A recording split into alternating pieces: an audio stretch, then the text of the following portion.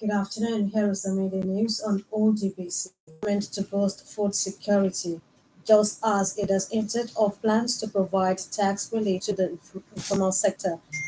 Death toll in Indonesia, flash floods has increased.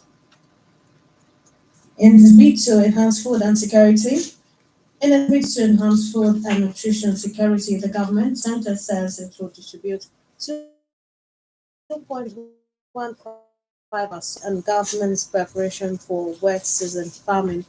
According to him, the initiative was aimed at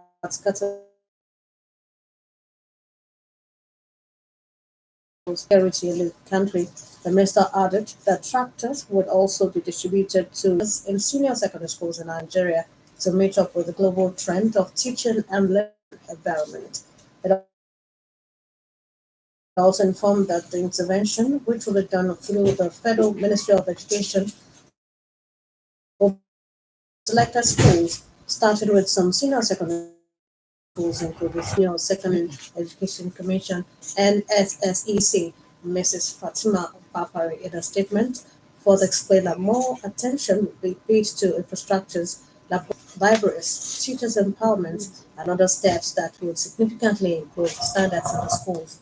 According to her, the Executive Secretary of the Commission, Dr. Yela Ajayi, lamented the deplorable state of laboratories and libraries across most senior secondary schools in Nigeria and assured Kogi State officials of NSSEC intervention in no distant time.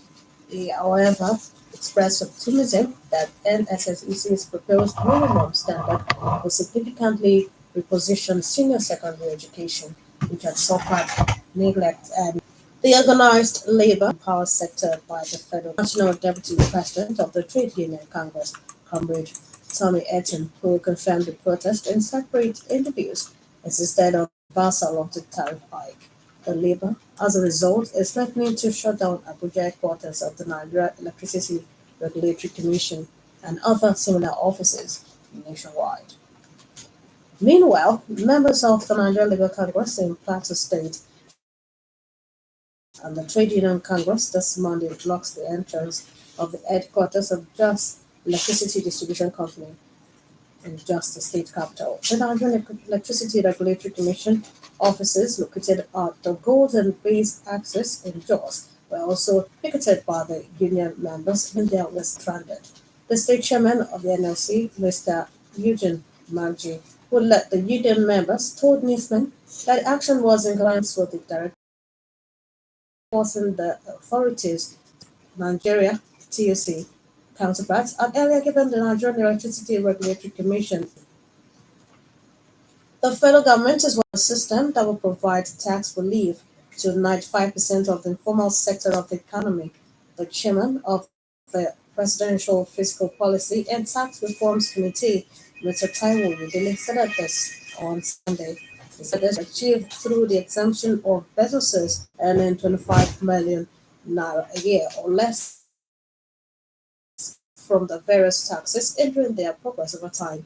On compliance, he urged stakeholders to fully cooperate with the government in implementing a new fiscal or tax policy.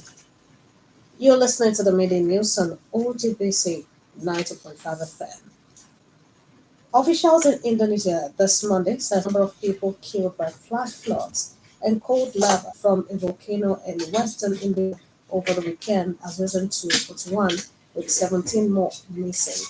Hours of heavy rain caused large volcanic rocks to roll down one of Indonesia's most active volcanoes into two districts on Sumatra Island last. According to West, saw thousands of people.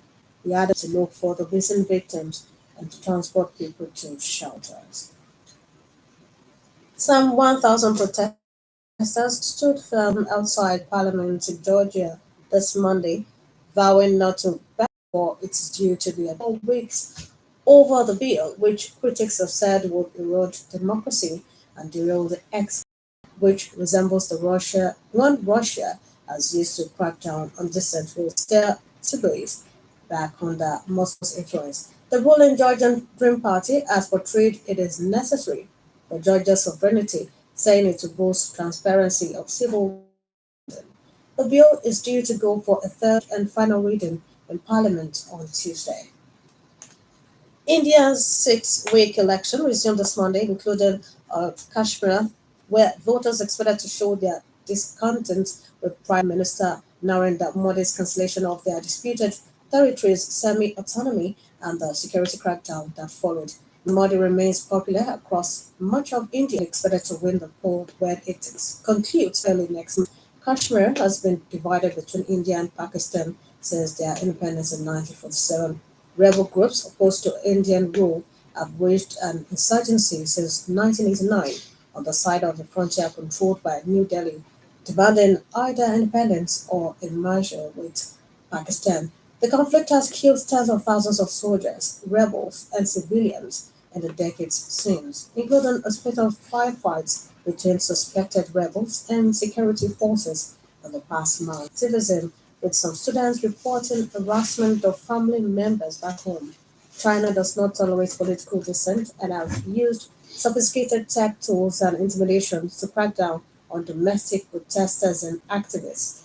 Overseas students reported that family members, including commemorations of the crackdown. Students also said they had been blocked from posting and China. World of sports, world's number one Novak Djokovic suffered a shocking defeat in the hands of Chilean Alejandro Tabilo in the Italian Open round of 32. Tabilo, who recorded his first ever victory against a top 10 opponent, won 62-63 in just 67 minutes. It will play Karen Khachanov in the next round after the Russian women's singles Arina Sabalenka is through to the last 16 in Rome with a straight set 64-62 win over Diana Yasplinska. She next faces Ukraine's Elena Svitolina, and an effort is for the benefit of all. To end the media news, another look at the major items. While giving update on government's preparation for wet season farming, the Minister of Agriculture and Food Security, Senator Abubakar Kyari, said the government distribute 2.15 million bags of assorted fertilizers to Nigerian farmers. The chairman of the Presidential Fiscal Policy and Tax Reforms Committee, Mr. Taiwo Oyedele, on Sunday said the federal government is working on a system that will provide. We also heard that officials in Indonesia this Monday said the number of people killed by flash floods and cold lava from the volcano in western Indonesia over the weekend has risen to 41, with 17 more missing. The main news was edited by Wahid Ogunjobi and broadcast from OGBC Abeokuta.